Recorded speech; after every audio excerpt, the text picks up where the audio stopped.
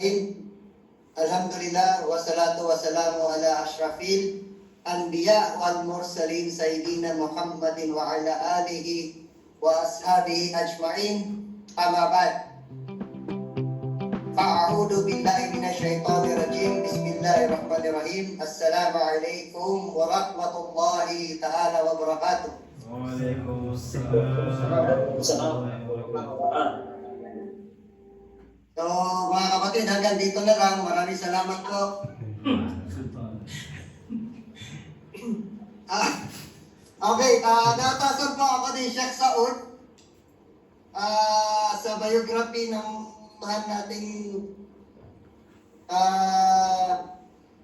sahaba ng mahal na Propeta Muhammad sallallahu alaihi wasallam,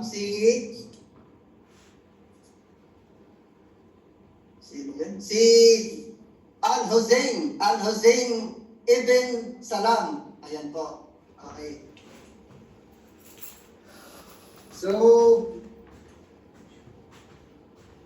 konting kaalaman po si Al-Husayn. Ito po ang napakatalino. A person of great knowledge, very knowledgeable siya. Not only in Islam, pati sa mga dating kasulatan, mga Torah, napaka talino niya pagdating sa mga history. So itong tao na to, he is a Jewish rabbi. Ang rabbi po isang teacher or isang nanunungkulan na pwedeng magpatupad ng law sa mga Jewish. And itong tao na to, nag-migrate sila to Medina kasama yung tribe niya. Looking forward, sabi siya na inshallah, pagpunta nila sa Medina, gusto niya na makita yung propeta na darating papunta sa Medina or Medina ngayon, no? Yan. So, itong tao na to, part po siya ng Jewish community in Medina, Munawwara. Okay? And part siya ng Banu Qaynuqa. Ang Banu Qaynuqa ngayon ay Yathrib na sa Saudi Arabia. Mga brother, naririnig niyo po ba ako? Opo, malinaw. Malinaw? Masyaallah, tabarakallah. Okay po. So, yun. Itong rabbi na to, okay? He was born, according to narration, 20 years prior to the Prophet Muhammad sallallahu alaihi wasallam. Mas matanda siya. However, gusto niya makita yung propeta.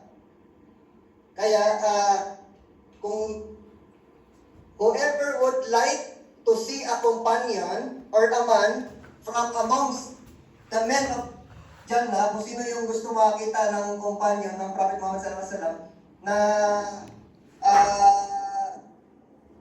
anong tawag nito? Na kabilang sa Jannah, tingnan niyo tong tao na to. Sino tong tao na to? Na yung buhay niya, ginugol niya sa pag-aaral, ginugol niya sa pagbabasa ng mga babasahin ng Torah, ng Islam. Okay? Itong tao na to ay tinatawag na Al-Husayn ibn Salam. Na kinalaunan, pinalitan yung pangalan niya. Kaya naatasan ako na ang pangalan niya ngayon ay Abdullah ibn Salam. Yan. So,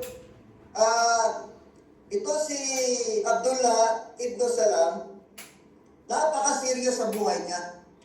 Okay? Napaka-serious.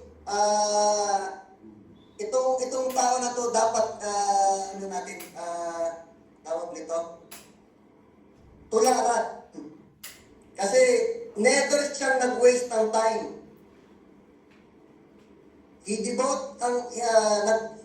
dinibot niya yung oras niya, yung time niya, for the matters of searching, pag-aaral, tapos preaching, and doing business sa farming. So tatlo ang ginagawa niya araw-araw.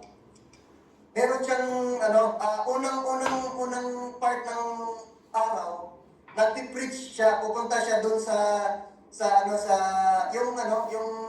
yung parang mga simbahan or tawag nito, kung saan pumupunta yung mga nagpi-preach mga tao. So nagtuturo siya patungkol kay Allah sa mga nababasa niya. Yung pangalawang part ng buhay niya, nagbi-business siya kasi farmer siya eh. And at the same time, nagbibigay din siya ng kawang gawa sa mga tao na mga nangangailangan. And then lately, sa bandang gabi, ginugol niya na yung nalalabing oras niya, natitirang oras pala, sa pagbabasa ng Torah. Grabe talaga tong tao na to.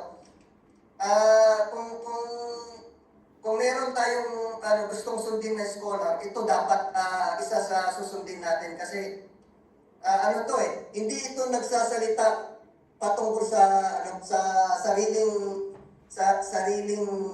knowledge niya, kundi galing talaga sa mga research niya sa mga Torah, sa Islam.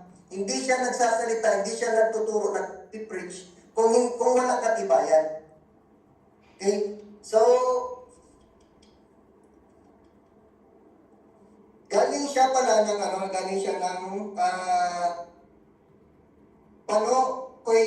Kainuka na tribe. So, yung tribe nila, tatlong tribe. Yung isa, Banu Nadir at Banu Quraiza. Okay? So, itong mga tao na to, napaka masama yung mga ugali pa. Gusto nilang maghiwalay-hiwalay yung mga tao, magkawatak-watak, magtribo-tribo, para ayaw nila ng kaisahan eh. Okay? So, kaya nga, galit na galit sila sa propeta Muhammad sallallahu alaihi wasallam. Yan. So, itong tao na to, araw-araw, kasi nakarinig siya ng balita na may propeta daw na mag-hijra papunta sa Madina.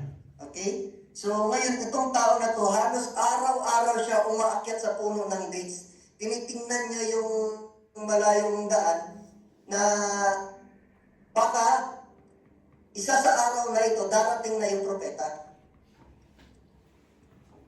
So, umaakyat siya lagi. Ngayon, isang araw, pag-akyat niya, kasi nagkakagulo na ang mga tao eh. Nagkagulo na. Umakyat siya, bigla siyang nakita niya sa malayo pa lang, nakita niya na paparating na pala yung propeta. Ngayon, napasigaw siya na Allahu Akbar. Hindi nagtaka yung sorry, nagtaka yung auntie niya. Bakit ka sumisigaw ng ganong kalakas? Kahit makita mo si Prophet Musa alayhi salam, hindi ka sisigaw ng ganyang kalakas. Sabi niya, hindi, ito na yung tao na inaantay natin na napakatagal na propeta na darating na mag-migrate dito sa Medina. Ito na po siya yung cousin ni, sabi niya, cousin ba yun? Hindi pala. Ito na yung tao na lineage yata siya ng mahal na ni Ismail.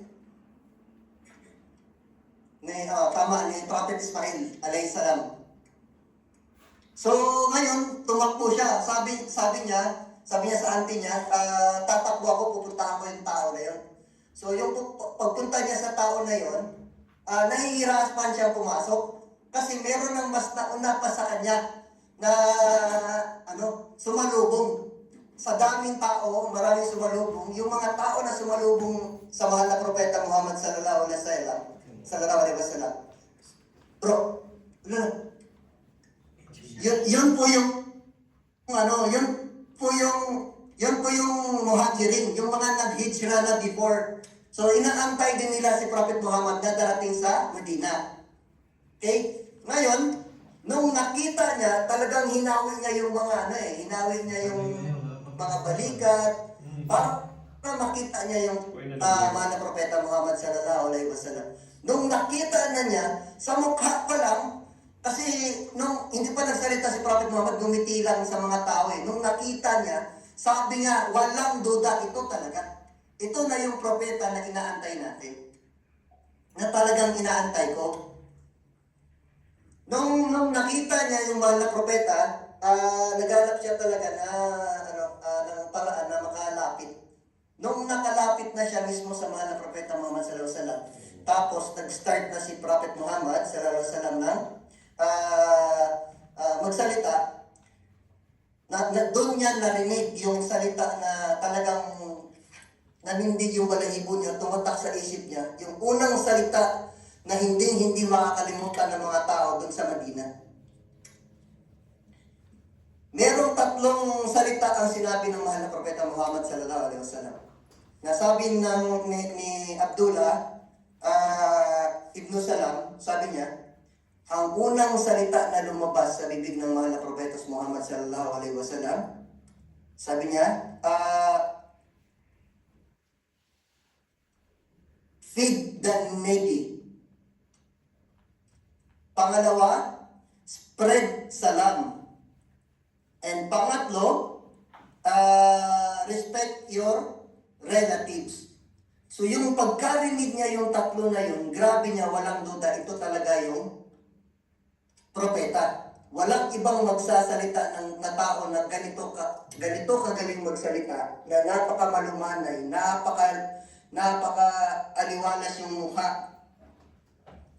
Isipin niyo mga kapatid, meron kayong makitang mga brother na nagbakasyon, pupunta sa inyo, tas magsalita ng, mga kapatid, feed the needy, kaya bang gawin? Yung, spread salam, pwede, salam alaikum. Pero yung pakainin mo yung mga nangangailangan, alhamdulillah, sabi niya, ito talaga, propeta talaga to ang pinakahihintay namin. So, talaga ba? So yun, mga kapatid, nung lumapit siya lumapit siya sa mahal na Propeta Muhammad sallallahu alaihi wasallam. Tapos kinausap niya ngayon si yung propeta natin, Muhammad sallallahu alaihi wasallam. Sabi niya, kinuwento niya yung buhay niya. Kasi ito sorry kapatid mga kapatid. Si Abdullah Ibn Salam, alam na niya yung buhay ng mahal na propeta, alam na niya yung nadarating siya, alam na niya yung mga nagdaan pa. Kasi ito yung pinakamatalino na rabbi, na teacher sa mga Jewish people. So ngayon, nung nag-usap sila ng mahal na propeta Muhammad sallallahu alaihi wasallam, hindi na siya nagdadalawang isip. Tinanggap niya yung Islam. Nag-ano siya ng shahada siya, ashhadu an la ilaha illallah wa ashhadu anna Muhammadan Rasulullah. Ngayon, umuwi siya, talagang masayang-masaya siya, nag-share siya dun sa auntie niya. Yung auntie niya hindi makapaniwala. Kasi scholar siya sa mga Jewish people. Tapos napakatalino niya. Tapos biglang nag-Muslim. So yung auntie niya nagdalawang isip kasi ginawa niya.